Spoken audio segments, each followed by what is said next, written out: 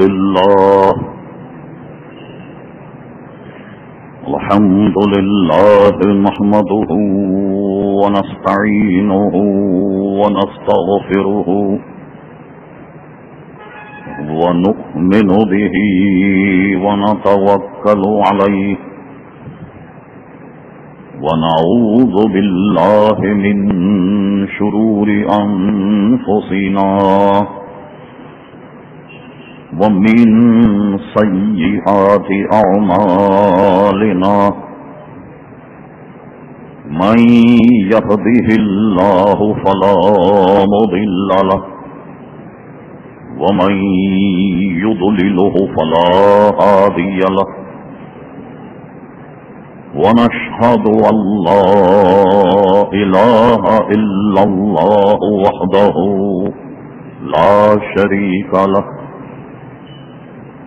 ونشهد أن سيدنا ومولانا محمدا عبده ورسوله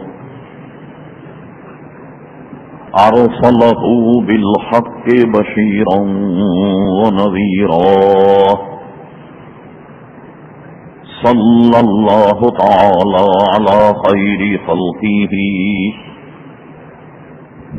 سيدنا محمد وآله وصحبه أجمعين أما بعد فأعوذ بالله من الشيطان الرجيم بسم الله الرحمن الرحيم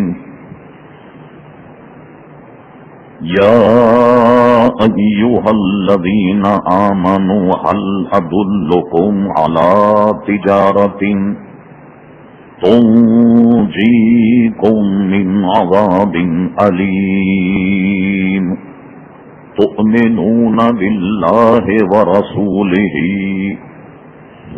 وتجاهدون في سبيل الله بأموالكم وأنفسكم ذلكم خير لكم إن كنتم تعلمون صدق الله مولانا العظيم وصدق رسوله النبي الكريم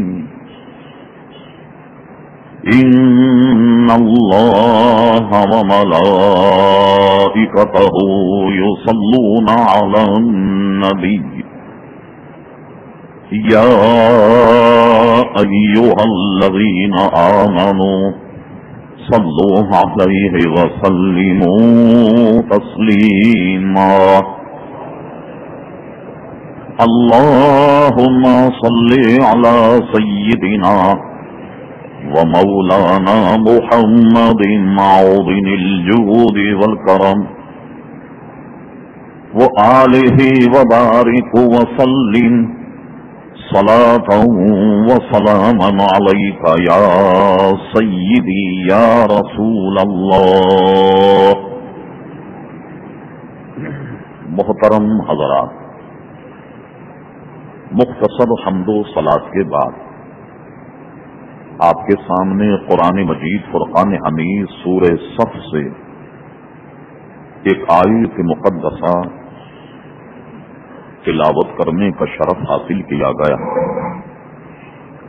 قبل اس کے کہ کچھ عرض کیا جائے، اللہ تبارک و تعالی سے دعا ہے کہ وہ اپنے پیارے حبیب لبیب نبی کریم رؤوف الرحیم علیہ افضل الصلاۃ و تسلیم کے صدقے و طفیل مجھے حق کہنے کی توفیق عطا فرمائے. ہم تمام مسلمانوں کو اللہ تبارک و تعالی حق سن کر حق کو قبول کرنے کی اور اس پر عمل کرنے کی توفیق عطا فرمائے. آپ کے علم میں ہے کہ ہم نے رجب المرجب کے سلسلے میں گزشتہ جمعے حضرت خواجہ غریب نواز رضی اللہ تعالی عنہ کی سیرت کے کچھ گوشے عرض کیے. یہ عجیب اتفاق ہے، حضور صلی اللہ تعالی علیہ وسلم اپنے زندگی غزوہ جسے غزوہ تبوک کہتے، غزوہ تبوک یہ بھی رجب شریف ہی کے مہینے میں ہوا۔ کہا جاتا ہے 9 ہجری 5 رجب المرجب کو حضور صلی اللہ تعالی علیہ وسلم اس مارکے میں مدینہ منورہ میں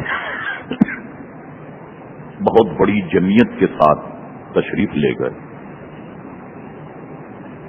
آپ کے علم میں ہے کہ اس وقت بالعموم عالم اسلام ایک بہت بڑے شکنجے میں، اور بالخصوص پاکستان آپ روزانہ اخبارات پڑھ رہے ہیں کہ مسلمانوں پر یلغار کے لیے پھر کفار اور مشرکین نے ایک بہت ہی عظیم اہتمام اور پروگرام بنا لیا، جس سے عالم اسلام کا مسلمان سب پریشان، اور خصوصیت کے ساتھ پاکستان کا حال سب سے ابتر۔ آپ جن بازار میں بیٹھے ہوئے ہیں آپ دیکھیے کہ تجارت صفر ہو کر رہ گئی، اور ہماری یہاں ابھی تو جنگ شروع نہیں ہوئی، صرف فوجیں سمندر میں موجود ہیں۔ شیئر مارکیٹ، ہم اس پر کلام نہیں کر رہے کہ شیئر کا کاروبار جائز ناجائز، یہ تو الگ عنوان ہے۔ پاکستان کو صرف اس دھچکے سے جو معاشی دھچکا لگا وہ 50 ارب سے زائد ہے۔ اس سے اندازہ لگائیے کہ اس وقت پاکستان اور مسلمان کس کرب میں مبتلا۔ اس موقع پر ہر جگہ آپ سن رہے ہیں جہاد جہاد جہاد کی صدائیں بلند ہو رہی۔ ہم نے اس سلسلے میں اہل سنت و جماعت کا موقف کیا ہے، مختلف جگہ جہاد کانفرنس کے ذریعے سے پیغام دیا، اور اس کا ایک نقطہ یہی ہے کہ اسلام کے خلاف اگر کوئی سازش اور پاکستان کو تباہ کرنے کے خلاف کوئی سازش، تو مسلمان ایک ہو کر باطل قوتوں کا مقابلہ کریں۔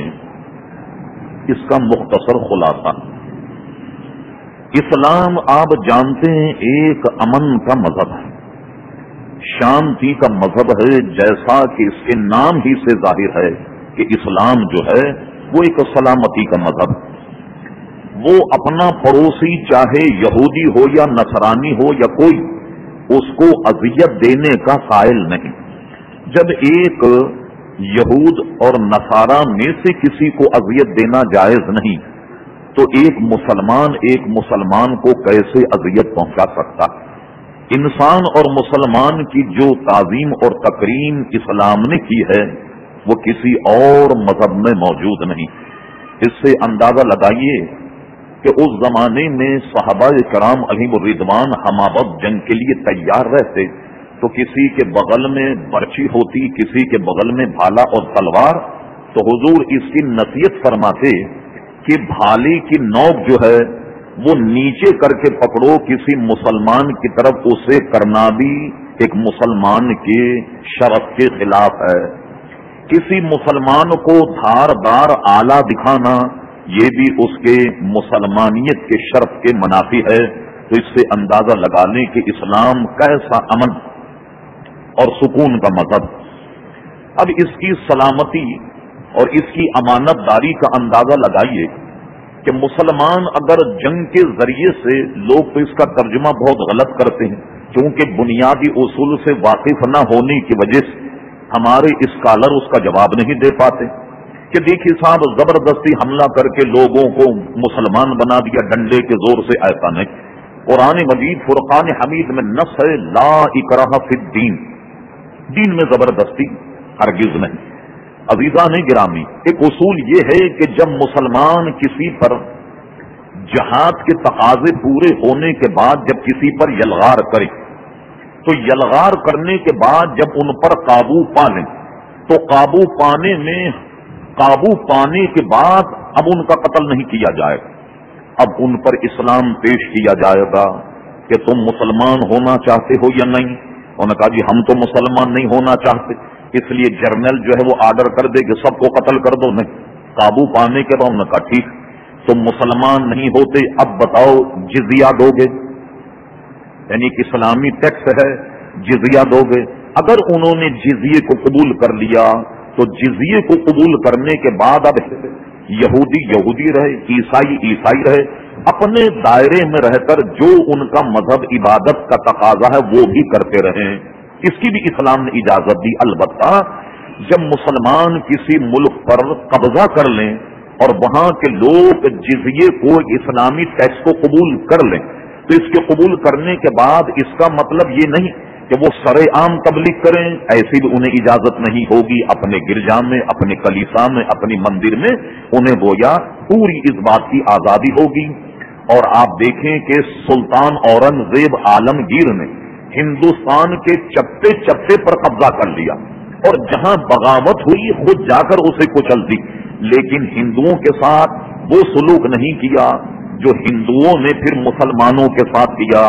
سلطان اورنگزیب اتنا مضبوط حکمراں تھا کہ وہ اگر چاہتا تو پورے ہندوستان کے ہندو اور بد مذہبوں کو قتل کر کے صرف اور صرف مسلمان ہی کو زندہ رہنے دیتا، اور اورنگزیب عالمگیر کا کوئی کچھ نہیں بگاڑ سکتا.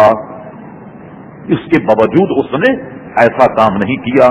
لیکن پھر جانتے ہیں کہ ہندو نے جب غلبہ حاصل کیا تو انہوں نے مسلمانوں کے ساتھ کیا کیا. اب جزیہ قبول کرنے کے بعد ان کے وہ حقوق ہو جائیں گے جو مسلمانوں کے ہوں گے. کیا مطلب ہوا کہ کوئی مسلمان کسی ایسے آدمی جس نے جزیہ دیا، اب یہ جزیہ دینے والے کفار ہمارے سرکاری دستاویز میں کہلائیں گے کافر، مشرک، ذمہ.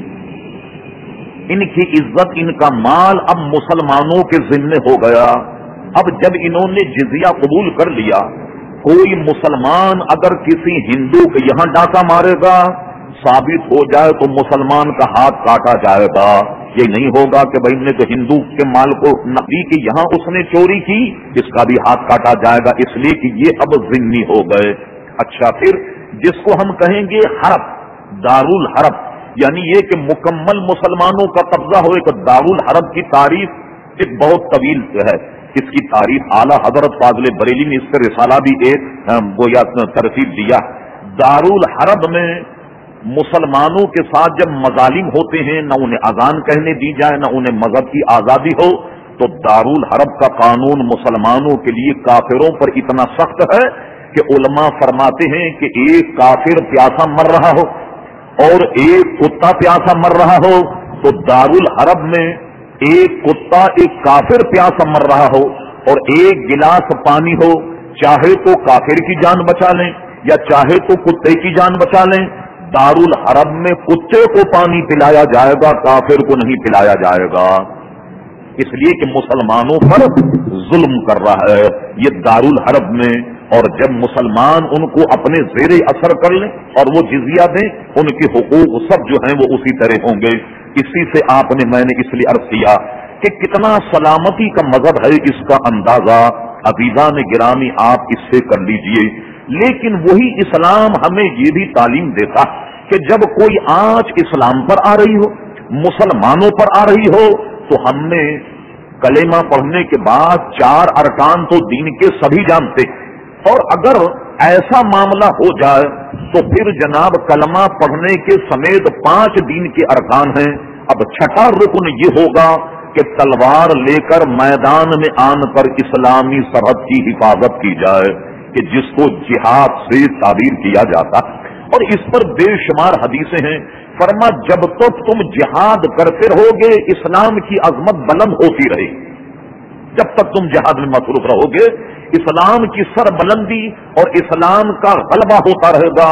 اور اب تم نے جب جہاد چھوڑ دیا تمہاری ہوا اکھڑ جائے گی، سارے لوگ جو ہیں وہ تمہیں اپنے زیر نگی کر لیں گے، اور اسلام کی ہیبت، اسلام کی شوکت اور مسلمان یہ سب کے سب مروب ہو جائیں گے.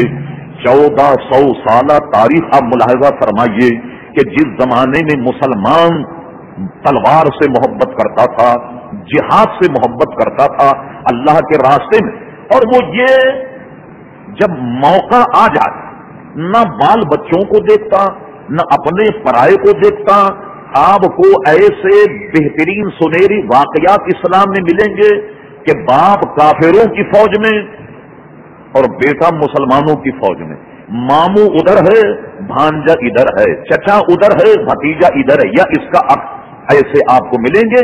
اور بے شمار ایسے واقعات ہیں کہ بھانجے نے ماموں کو قتل کر دیا، بھتیجے نے چچے اور چچا کو قتل کر دیا۔ حضرت عبد الرحمن ابن ابی بکر جو حضرت صدیق اکبر رضی اللہ عنہ کے فرزند ہیں، جنگ بدر غزوہ بدر کے ایک عرصے کے بعد ایمان لائے۔ ایک دن ایمان لانے کے بعد اپنے والد سے کہنے لگے، میرے ابا یہ غزوہ بدر جب ہوا ایک مرتبہ آپ میری تلوار کی رینج میں آ گئے، بالکل نشانے میں، اور میں چاہتا تو آپ کو قتل کر دیتا، مگر میں نے اپنا باپ سمجھ کر آپ کو چھوڑ دیا۔ حضرت صدیق اکبر واہ واہ واہ واہ بھائی، فرما بردار بیٹے کو ایسا ہی ہونا چاہیے کہ اس کی پیٹھ ٹھوکتے کہ بھائی شاباش، ورنہ آج میں کہاں ابو بکر صدیق ہوتا اور کہاں حضور کا جانشین بنایا جاتا، یہ تو سب تمہاری دعاؤں کا توفیل۔ حضرت صدیق اکبر کا چہرہ بدل گیا، تیور بدل گئے، ایسا لگا قرآن سے کہ آنکھوں میں خون اتر گیا۔ کہا عبد الرحمن، اگر غزوہ بدر کے موقع پہ تو میری تلوار کی نوک کے نیچے آتا، قسم خدا کی میں تجھے بیٹا سمجھ کے نہیں چھوڑتا، میں بیٹا سمجھ کے تجھے نہیں بخشتا، اور حضور کا مخالف اور دین کا مخالف سمجھ کر تیری گردن اڑا دیتا۔ اس سے اندازہ لگائیے کہ صحابہ کرام علیہم رضوان جذبہ جہاد میں کیسے سرشار۔ اللہ اکبر، عزیزان گرامی، یہی وجہ ہے کہ ہندوستان پر جب انگریز نے قبضہ کر لیا تو انگریز نے قبضہ کرنے کے بعد آپ جانتے ہیں بڑا عیار اور مکار ہوتا ہے انگریز، اس نے اپنے جاسوسی نظام کو ہندوستان میں پھیلا دیا، اور تمام جاسوسوں نے ہندوستان میں پھیل کر ان سے کہا گیا کہ مسلمانوں کے ان ایمان کا، ان کے عقیدے کا، ان کے نظریات کا جائزہ لیں کہ ان کو زیر کرنے کے لیے کون سا طریقہ اختیار کیا جائے۔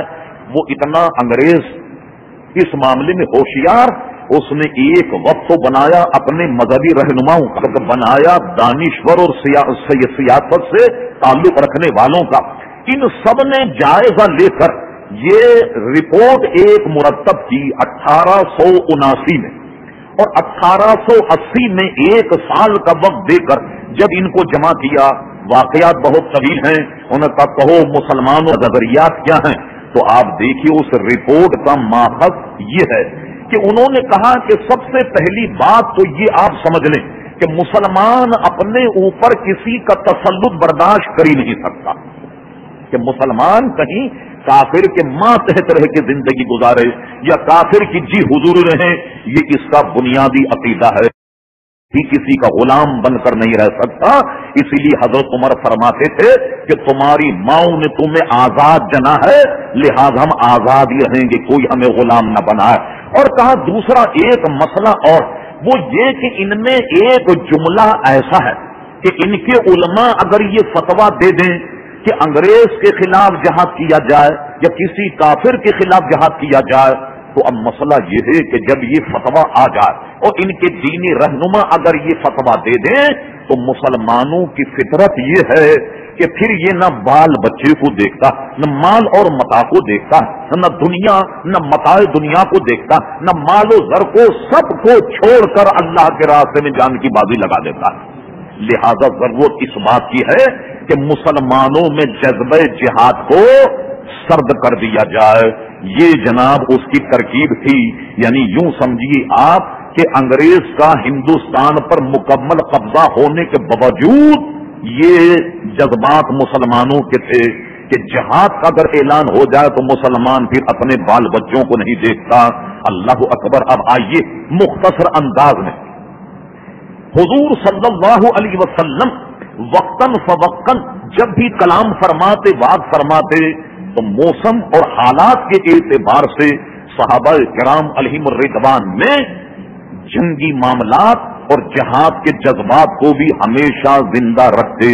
میں نے جو آیت تلاوت کی وہ اسی جانب آپ کو ترغیب دلا رہی.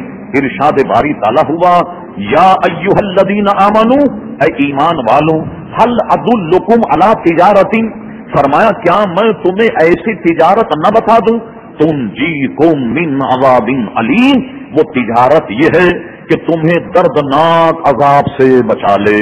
وہ تجارت یہ ہے تؤمنون باللہ ورسولہ، ایمان لاؤ اللہ تبارک و تعالی اور اس کے رسول پر. وتجاہدون فی سبیل اللہ باموالکم وانفسکم ذالکم خیر لکم ان کنتم تعلمون. اب اللہ تبارک و تعالی کے راستے میں جہاد کرو، باموالکم اپنے مالوں سے، وانفسکم اپنی جانوں سے، اور خوب یاد رکھو ذالکم خیر لکم ان کنتم تعلمون، اور یہی تمہارے حق میں بہتر ہے اگر تم جانو.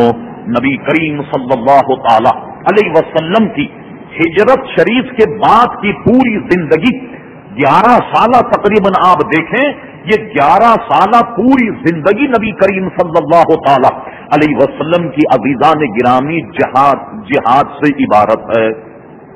کیسے کیسے مارکے ہوئے یہ تو ایک بہت بڑی تفصیل ہے. ہم تو صرف اس جذبہ جہاد کو آپ کے دلوں میں ایک احیا اور اس کی تجدید کرنے کے لیے 2-1 واقعات وقت کی گویا جو گنجائش ہے اس کے مطابق عرض کرتے ہیں. پورے 11 سال نبی کریم علیہ الصلوۃ والسلام نے جہاد مسلسل کیا. حضور جس میں خود تشریف لے جاتے، ہمارے علماء کے نزدیک جس جنگ میں حضور شامل ہو اس کو غزوہ کہا جاتا. اور کبھی ایسا ہوا کہ حضور کسی غزوے میں نہیں گئے، جنگ میں نہیں گئے، مگر صحابہ کرام علیہم الرضوان کو روانہ فرما دیا کرتے. مختلف مہمات پر صحابہ کرام جاتے اور ان کو پوری ہدایت دے کر کسی مناسب تجربے کار آدمی کو ان کا امیر یعنی جرنیل بنا کر کے اور ان کو روانہ کر دیا کرتے تھے. حضور علیہ الصلوۃ والسلام نے جہاد کی فضیلت میں بتایا. ہم نے اپنے شہروں میں جو کانفرنس ہوئی ان میں بھی اس کا کچھ حصہ کیا. حضور نے ارشاد فرمایا میرے غلاموں 2 آنکھیں ایسی ہیں وہ کبھی جہنم میں نہیں جائیں گی. سرکار وہ 2 آنکھیں کیا ہیں؟ فرمایا ایک آنکھ تو وہ ہے جو اللہ تبارک و تعالیٰ کی خوف سے بہی ہو، یعنی اللہ کے خوف سے، اللہ کے ڈر سے اس کے آنکھوں میں آنسو آ گئے کہ مولا مرنے کے بعد میرا کیا حال ہوگا، میں تو بڑا گناہگار ہوں، اور ایسا گناہگار آدمی تیرے دربار میں کل قیامت میں کھڑا ہوگا تو میں کہاں اس لائق کہ تیرے دربار میں جواب نہیں کر سکوں. اللہ تبارک و تعالیٰ کے حضور کھڑے ہونے سے ڈر جائے، خشیت اور خوف کی وجہ سے اس کے آنکھوں میں آنسو نکل آئیں. یقین جانیے بڑے بڑے دریا جہنم کی آگ کو نہیں بجھا سکتے، اور جہنم کی آگ کا عالم یہ ہے فاتقوا النار التی وقودها الناس والحجارہ اعدت للکافرین. جانتے ہو یہ آگ کیا ہے؟ فرمایا وقودها الناس والحجارہ، اس کا ایندھن کیا ہے؟ آپ اب جب چولہا جلاتے ہیں اس میں ایندھن یا تو کوئلہ ہوتا، اس کا ایندھن یا تو لکڑی ہوتی ہے، یا اس کا ایندھن بجلی، یا اس کا ایندھن گیس ہے، کوئی نہ کوئی تو ایندھن ہوتا. فرما اس کا ایندھن آدمی اور پتھر ہیں. جہنم جس سے دہکائی جائے گی اس کا ایندھن لکڑی یا کوئلے نہیں بلکہ اس کا ایندھن جو ہے وہ آدمی اور پتھر ہے. او عدت للکافرین، مسلمانوں بچنا، یہ تو کافروں کے ٹھہرنے کی جگہ ہے. تو اب غور فرمائیے آپ اتنا بڑا جہنم کہ اگر آپ 7 دریا اور پورے دنیا کا سمندر بھی جہنم پر ڈال دیں تو جہنم کی آگ نہیں بجھے گی، مگر خوف الہی سے مسلمان کی نظر سے 2 قطرے گر جائیں یہ جہنم کو بجھا دیتا. اس لیے فرمایا کہ وہ قطرے جو خوف الہی سے تمہاری آنکھ سے نکلیں گویا وہ جہنم کو بجھا دیتے ہیں. اور حدیثوں میں ہے اور فرما وہ آنکھ کبھی جہنم میں نہیں جائے گی. ارشاد باری تعالیٰ ہوا وَلَا مَنْ خَافَ مَقَامَ رَبِّهِ جَنَّتَانِ، میں تو ہر شخص کو ایک ایک جنت دوں گا مگر جو کل قیامت میں میرے دربار میں کھڑے ہونے سے خشیت کر جائے، میرے دربار میں کھڑے ہونے سے خوف کر جائے تو میں نے تو کل قیامت میں اس کے لیے 2 جنتوں کا اہتمام کیا، 2 جنتیں رکھی. فرما وہ آگ جو خوف الہی سے بہ جائے، یہ آنسو جو ہیں وہ آگ کبھی جہنم میں نہیں جائے. اور ایک وہ آگ جو اسلامی سرحد پر جہاد کی غرض سے جاگی ہو، وہ آگ بھی کبھی بھی جہنم میں نہیں جائے گی. میں نے عرض کیا ان اپنے جلسوں میں اور آپ کو بھی سناتا ہوں، صدیق اکبر رضی اللہ عنہ ایک لشکر کو روانہ کر رہے، ان کو بٹھا دیا، کہا چلو، اور وہ بھی ان کے ساتھ پیدل چلنے لگے۔ آپ جانتے ہیں اپنے وقت کی امیر المومنین ایک عام فوجیوں کے ساتھ چل رہے ہیں، ہر شخص اپنی پلکیں اور آنکھیں بچھا رہا، حضور یہ کیا فرما رہے ہیں، بس آپ رک جائیے، یہیں سے رخصت فرما، یہیں سے رخصت فرما، اتنی دور پیدل چلنے کی کیا ضرورت، فرما نہیں تم نہیں جانتے۔ یہ لے گئے اور مضافات مدینے میں کہا اب تم اپنی جنگی مہمات پر جاؤ اور یہاں سے تمہیں میں خدا حافظ کرتا ہوں، مگر سنو تم میں کہ کچھ لوگ مجھ سے یہ کہتے رہے کہ یا امیر المومنین یہیں سے رخصت کر دیں، ہم یہیں سے اپنی مہم پر چلے جائیں گے۔ میں تمہیں یہ نقطہ بتانا چاہتا ہوں کہ میں تمہارے ساتھ یہاں تک پیدل کس لیے آیا، فرما میں اس لیے آیا کہ میں نے حضور کو فرماتے سنا تھا کہ اے میرے غلاموں، کہ جس کے قدم اللہ کے راستے میں گرد و غبار آلود ہو جائیں وہ قدم کبھی جہنم میں نہیں جائیں گے۔ یعنی اللہ کے راستے میں جن پیروں پر مٹی لگ جائے، گرد لگ جائے اللہ کے راستے میں، تو وہ قدم کبھی جہنم میں نہیں جائیں گے۔ اس لیے میں تمہیں پیدل اللہ کے راستے میں رخصت کرنے کے لیے آیا، گویا میں بھی اللہ کے راستے میں چلا تو میرے پیر جو گرد و غبار آلود ہو گئے تاکہ میں اس بشارت کا حامل ہو جاؤں، اس بشارت کو میں بھی پالوں۔ اب بتائیے جن کے جذبات کا عالم یہ ہو تو جہاد کے میدان میں ان کا عالم کیا ہوگا۔ گرامی کہ جس وقت جذبہ جہاد مسلمان میں اجاگر تھا اس نے کچھ بھی نہیں دیکھا، اور ایسے ایسے نقش دنیا پر مسلمانوں نے عزیزان گرامی رکھے کہ جس کی مثال نہیں ملتی، اور ایسے موقع پر کسی نے سستی کی، ایسی سرزنش ہوئی کہ ہمارے ساتھ اگر یہ معاملہ ہوتا تو ہمارا تو اٹھیلی ہو گیا ہوتا۔ حضور نے تبوک کی تیاری، پتہ لگا کہ شام کا لشکر مدینہ منورہ پر حملہ کرنے کے لیے آ رہا، پوری تیاری کے ساتھ حضور نے سب کو آگاہ کر دیا، فرما سب تیار ہو جاؤ۔ یہ بہت بڑا لشکر تھا غزوہ تبوک کا کہ حضور جب لے کر چلے، ایک دو نہیں، جنگ بدر میں تو 313 اور تبوک کے موقع پر 30,000 کا لشکر حضور کے ساتھ اب تشریف لے گئے۔ تبوک کو بھی بغیر جنگ کے زیر نگی کر دیا۔ جب تبوک پہنچے تو وہاں کے حکمرانوں نے سلنڈر کر دیا، کام جزیہ دینے کے لیے تیار، اسلامی ٹیکس دینے، اور جو ادھر ادھر کے جو لوگ تھے سردار انہوں نے بھی حضور کی اطاعت قبول کر لی۔ وہ جنگ تو نہیں ہوئی جس کے لیے نکلے، اس لیے کہ شامی حضور کے مقابلے میں آئے نہیں، یا یہ مشہور ہو گیا کہ صاحب یہ خبر ہی غلط تھی، وہ اپنی جگہ سے چلے نہیں۔ مگر اس کا اہم ترین واقعہ یہ ہے کہ جب حضور مدینہ شریف سے مہم پر چلتے تو کچھ لوگوں کو خود ارشاد فرماتے یہ لوگ مدینہ شریف کی نگرانی میں رہیں گے، یہ کچھ گھڑ سوار ہیں جو مدینہ شریف کے ارد گرد گھوم کر اس کے حصار کی حفاظت کریں گے، جس کو آرمی زبان میں موبائل ڈیوٹی کہا جاتا، یہ گشت کرتے رہیں گے۔ یہ حضرات کوئی مسئلہ ہو جائے، یہ یہاں کے جتنے مسائل ہیں ان کو نمٹائیں گے جزوی طور پر مدینے کا کوئی حاکم یا کوئی امیر۔ اور بعض بوڑھوں کو کہہ دیا گیا چونکہ یہ زمانہ بہت زیادہ گرمی کا ہے لہذا آپ شرکت نہیں کریں گے، عورتوں کو بھی کہہ دیا گیا آپ شرکت نہیں، بچوں کو کہہ دیا گیا اور شرکت نہیں۔ تقریباً 80 منافق بھی رک گئے، 80 تعداد تھی منافقین کی، ایک دو تو ساتھ ہو گئے جو بعد میں ایمان لے آئے، لیکن یہ سب کے سب یہاں رک گئے۔ عزیزان گرامی 3 صحابہ ایسے تھے جو بغیر کسی عذر کے رک گئے، اللہ اکبر، 3 صحابہ بغیر کسی عذر کے جب رک گئے۔ اب سنیے ان پر تعذیب کا عالم کیا ہوا۔ ان میں سے ایک حضرت کعب ابن مالک، 2 اور صحابہ، یہ تینوں بغیر کسی عذر کے رک گئے۔ اللہ اکبر، ظاہر ہم صحابہ کو معصوم تو نہیں کہتے، کوئی نہ کوئی سہو کسی سے ہو گیا۔ جب جنگ کے لیے نکلے سب سے بڑا دنیاوی پہلو یہ تھا کہ کھجور کے پکنے کا موسم تھا اور پورا سال عرب یہ کھجور ہی پر گزارا کرتا تھا، اور کچھ مال اور متاع یہ تینوں حضرات جو تھے ذرا سا کوئی دنیا کی جانب مائل ہو کر کہ ہر جنگ میں تو ہم نے شرکت کی ہے، اگر اس میں رہ جائیں گے تو کیا ہوگا، ٹھہر گئے۔ حضرت کعب جو تھے وہ بھی جناب کعب ابن مالک وہ بھی ٹھہر گئے، اور اس غرض سے کہ چلو اور غزوں میں تو شرکت کرتے رہے، آج چلے جائیں گے، کل چلے جائیں گے، پرسوں چلے جائیں گے، یہاں تک کہ یہ لشکر مدینے سے نکل گیا. واپس آنے کی جب اطلاع ہوئی اب یہ تینوں بڑے پریشان. کعب ابن مالک کہتے میں نے سوچا کوئی میرے جیسا کوئی ہے یا نہیں. پتہ لگا کہ 2 اور صحابی ہیں. حضور مدینے منورہ تشریف لے آئے. اب انہوں نے سوچا کہ جھوٹ بول کر اپنی جان چھڑا لوں, کوئی بہانہ کر لوں, مگر ڈر یہ لگا کہ میں اگر جھوٹ بولوں گا تو اللہ تعالیٰ تو یہ اللہ کے رسول نے سچ ان پر منکشف کر دے گا. اب جب سچ ان پر منکشف کر دے گا تو میرا کیا حال ہوگا. میں نے یہ ٹھان لیا کہ کچھ بھی ہو میں بولوں گا سچ. آ گئے حضور کی بارگاہ میں. فرما کیوں نہیں گئے؟ انہوں نے کہا حضور کچھ نہیں, میں سچ کہتا ہوں کہ میں دنیا میں مصروف ہو گیا اور میں اتنا خوشحال ہوں کہ کوئی امر ایسا مانے نہیں کہ میں جنگ میں نہ جا. بس مجھ سے سستی ہو گئی.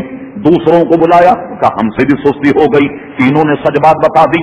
اب حضور علیہ السلام نے پوری جماعت سے فرمایا ان تینوں کا مکمل بائیکاٹ, مکمل ان کا بائیکاٹ. یہ سلام کریں تو ان کا جواب نہیں دینا ہوگا, یہ کلام کرے تو ان سے بات نہیں کرنی ہوگی. اللہ اکبر. جو کرب میں ان کا وقت گزرا, حضرت کعب کہتے ہیں کہ اب میں لوگوں کو کہتا زور زور سے سلام علیکم سلام علیکم, لوگ جواب ہی نہیں دیتے. باوجود اپنے ہونے کے لوگ ایسا لگا کہ میں اجنبی زندگی گزار رہا ہوں. اب میں سب سے بڑی مجھے فکر یہ ہو گئی کہ مولا میں ایسی حالت میں اگر مر گیا تو میرے آقا تو نماز جنازہ بھی نہیں پڑھیں. اور ایک خوف مجھے یہ لاحق ہوا, خدا نہ خواستہ کہیں حضور کا وصال ہو گیا تو میرا کیا بنے گا. میں سخت پریشان ہو گیا. 40 دن گزر گئے اور سارا وقت میرا رونے میں گزرا ایک ذریعے سے سہل کی وجہ سے. اب کیا ہوا, ایک آرڈر اور آ گیا. حضور علیہ السلام نے تینوں کی ازواج کو بلایا اور بلانے کے بعد کا خبردار تمہارے شوہر تم سے خلوت نہ کریں, تم سے بالکل دور رہیں. حضرت کعب کی اہلیہ نے کہا کہ وہ تو آج کل اس طرف رغبت میری جانب بالکل نہیں, اس لیے کہ ان کا تو اکثر وقت جو ہے وہ رونے ہی میں گزر جاتا. لیجیے صاحب, تینوں کی بیویوں کو بھی الگ کر دیا. ان کا اب تو اور قیامت آ گئی. اسی شش و پنج میں ہم کہ کس طریقے سے معاملہ ہو. حضور نے یہ ارشاد فرما دیا جب انہوں نے اعتراف سے خطا کیا تو فرما اچھا اب میں نے تمہارا معاملہ اللہ کے سپرد کر دیا, تمہارا معاملہ میں نے اللہ کے سپرد کر دیا. یہ باہر نکلے لوگوں نے مشورہ دیا بھلے مانت, خود حضور سے کہتے ہیں میں توبہ کرتا ہوں آپ میرے لیے استغفار کر دیں, ہو سکتا تمہارا کام ہو جا. انہوں نے کہا اب تو مجھ میں ہمت نہیں, حضور نے تو میرا معاملہ اللہ کے سپرد کر دیا. ہم تینوں کہا 50 دن مسلسل اس کرب میں گزر گئے. اللہ اکبر. میں چھت پہ بیٹھا, حضرت کعب کہتے میں نماز فجر پڑھ رہا تھا چھت پر. نماز پڑھ کے جیسے فارغ ہوا ایک شخص نے پہاڑ پر کھڑے ہو کر اعلان کیا کہ کعب تمہیں مبارک ہو, میں نے اتنی ہی بات سنی تھی کہ میں سجدے میں گر گیا. میں سمجھا کہ میری اللہ نے معافی قبول فرما لی ہوگی. ایک گھوڑسوار دوڑتا ہوا آیا اور آن کر کے کہا کہ ہمیں حضور نے بھیجا ہے اور فرما خوش ہو جاؤ تم تینوں کی توبہ کو اللہ نے قبول کر لیا. فرما میں نے جب اس آدمی کو دیکھا تب غور فرمائیے تھے تو مالدار لیکن کہتے میرے بدن پہ ایک ہی جوڑا تھا. میں نے سوچا یہ آدمی نے مجھے خوشخبری دی ہے, میں اس کو کیا تحفہ دوں. میں نے اپنے پڑوسی سے مانگ کر ایک جوڑا پہنا اور میں نے اپنا وہ جوڑا اسے انعام میں دے دیا. کہا تو نے خوشخبری دی, لے یہ جوڑا تیرا. اب جب میں حضور کی بارگاہ میں پہنچا تو حضور علیہ السلام فرمایا کعب اور تم دونوں تمہاری توبہ اللہ تبارک و تعالی نے قبول فرما لی. اب دیکھیے ایمان اور دیانت کا اندازہ. اللہ اللہ. کہا یا رسول اللہ صلی اللہ علیہ وسلم میں نے دیکھا کہ یہ آفت مجھے باغ کی وجہ سے آئی, اونٹوں کی وجہ سے آئی, یہ مال کی وجہ سے آئی. انہوں نے بھی کہا کہ یہ آفت ہمیں دنیا کی وجہ سے آئی. اب گواہ رہیے کہ یہ آفت چونکہ دنیا کی وجہ سے آئی ہم یہ سارا مال اللہ کے راہ میں صدقہ کرتے تاکہ آئندہ کوئی چیز ہمیں جہاد میں روکنے پر معاون مددگار نہ ہو. حضرت کعب نے کہا یہ باغ بھی صدقہ, یہ اونٹ بھی صدقہ, یہ گھر کا سامان بھی صدقہ. تو حضور کو کہنا پڑا کعب کچھ گزارے کے لیے اپنے پاس رکھ لو, کچھ تھوڑا سا مال گزارے کے لیے رکھ لو, یہ سارا دو گے تو تمہارے بچے کیا کھائیں گے. کہا حضور آپ اگر فرماتے ہیں تو میں کچھ گزارے کے لیے رکھ لیتا ہوں. اور ساری زندگی کا اثاثہ جس نے جنگ میں شامل ہونے میں رکاوٹ کی, کہا اس کا علاج یہی ہے کہ اس دنیا کو اپنے گھر سے نکال دیا جائے. تو آپ نے دیکھا ذری سی غلطی کتنے بڑے خمیازہ इन तीनों सहाबा को भुगतना पड़ा। गरज ये कि जब जहाद का ऐलान हो जाए, जज्बे जहाद जब मुसलमानों के दिल में उजागर हो जाए, अजीजान गिरामी वो दुनिया और मता दुनिया को नहीं देखता। और बास सहाबा ने तो वो नक्श सब किए कि मैं क्या क्या वाकई आपकी खिदमत में बयान करूं। जब मुसलमान इराक की जंग की तरफ ईसाई यहूदियों के रौंदते हुए जा रहे, किसी उम्मत का आप वाकया आदम अलैहिस्सलाम से लेकर ईसा अलैहिस्सलाम तक पढ़ लें, इंशाअल्लाह किसी नबी के गुलाम में आपको ये जौहर नहीं मिले। हर नबी अपने कमाल पर था, इसमें कोई शक नहीं। मगर उनके साथियों ने जो मामला किए और प्यारे मुस्तफा के गुलाम ने जो मामला किए, इसकी नजीर आपको पूरी दुनिया में नहीं मिलेगी। हजरत साद इब्ने अबी वकास फौज की कमान कर रहे, ईसाई यहूदियों को मारते मारते दरियाए दिजला के किनारे पहुंचा दिया। इन्होंने पहले से एहतमाम कर लिया था बड़ी बड़ी कश्तियों का। अब जब मुसलमान फौज आखिरी मरहले में पहुंची, यहाँ में कश्तियों में बैठ करके भाग गए, कश्तियों में बैठ करके भाग गए और खूब खुश होने लगे कि देखा कैसा मुसलमानों को झांसा दिया। क्योंकि मुसलमानों के पास कश्तियां थी नहीं, मगर वो नहीं जानते थे कि मुसलमान किस पुख्ता अज़म का मालिक। ये सब ये निकल कर जाने लगे। हजरत साद इब्ने अबी वकास दरिया के किनारे पहुंच गए, देखा कि ये खुश हैं, भाग रहे हैं, अब कैसे ताक़ुब किया जाए, कश्तियां तो इनके पास नहीं। हजरत साद इब्ने वकास ने कहा, हम अल्लाह के रास्ते में निकले, ये जमीन अल्लाह की है और उसकी अता से हम इसके मालिक। फरमा मुसलमानों डाल दो दरिया में अपने घोड़े।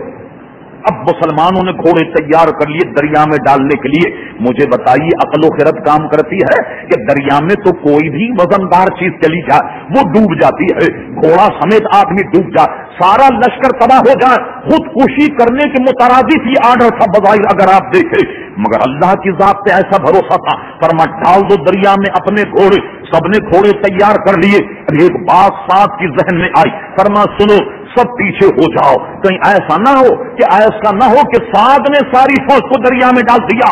फरमा तुम सब पीछे हो जाओ, कसम खुदा की सबसे पहले साद का घोड़ा जाएगा। सारी फौज पीछे हो गई, साद ने अपना घोड़ा आगे लगाया रज़ियल्लाहु अन्हु, और उसके बाद बिस्मिल्लाह मजरेहा वो मुरसाहा कहकर जब सबने अपने घोड़े दरिया में डाले, समंदर पूरा गूंज गया मुसलमानों के नारे से। और मुसलमान दरिया पर ऐसे दौड़ रहे थे जैसे बजरी पर दौड़ रहे, जैसे जमीन पर दौड़ रहे। एक मौरिख ने तो ये तक लिख दिया कि मुसलमानों के घोड़ों के टापों से पानी के कतरे नहीं, मिट्टी उड़ रही थी, मिट्टी उड़ रही थी। और दरिया को उबूर करके अब जनाब पहुंच गए, ईसाई और यहूदियों को पकड़ लिया। अब बताओ कहां जाओगे। मगर जर्नैल ने सारे सिपाहियों को जमा किया, कहा कि ये बताओ कि किसी का कोई सामान हरब दरिया में तो नहीं गिर गया, इसलिए कि हम बड़ी दूर और आए और बड़े अरसे से जंग कर रहे हैं, कहीं जंगी सामान हमारा गिर गया दरिया में, हमारे लिए बड़ा नुकसान होगा। सारे सिपाहियों की लाइन लगाई, तुम्हारी तलवार महफूज है, तीर कमानदारों से पूछा तुम्हारी कमान और ये सारी चीजें महफूज हैं, तुम्हारी वो तलवारें महफूज हैं, सबने कहा महफूज है। कुछ गिरा तो नहीं? कहा कुछ नहीं गिरा।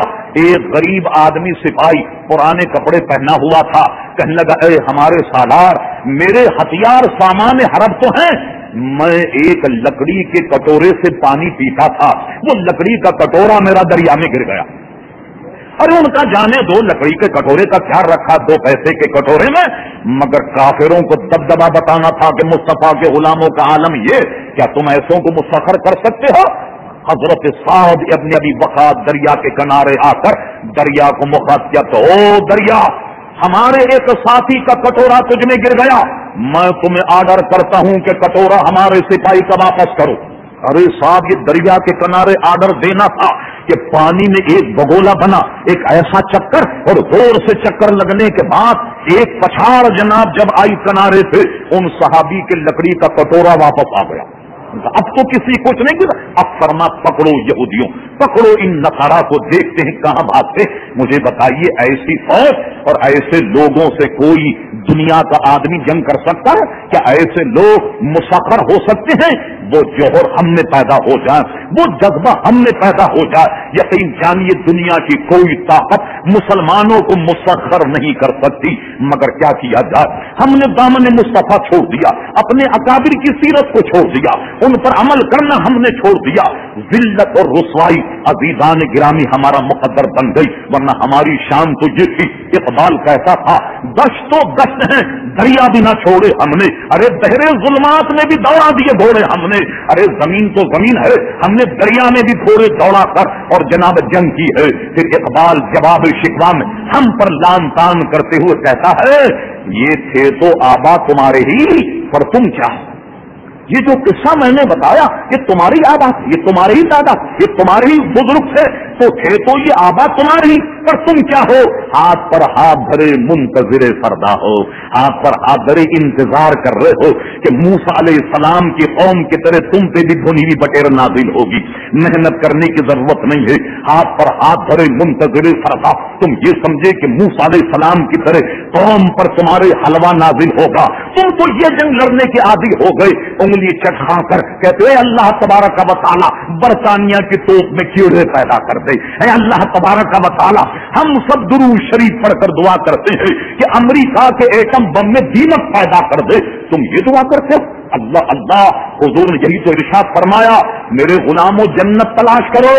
حجرے میں بیٹھ کر تسبیح پھیرتے ہوئے جنت تلاش کرو، منبر پر بیٹھ کر بہترین واز کرنے کے ذریعے جنت تلاش کرو، محراب میں اچھی اچھی نمازیں پڑھا کر فرما سنو جنت کو تلاش کرو تلواروں کی سائے میں.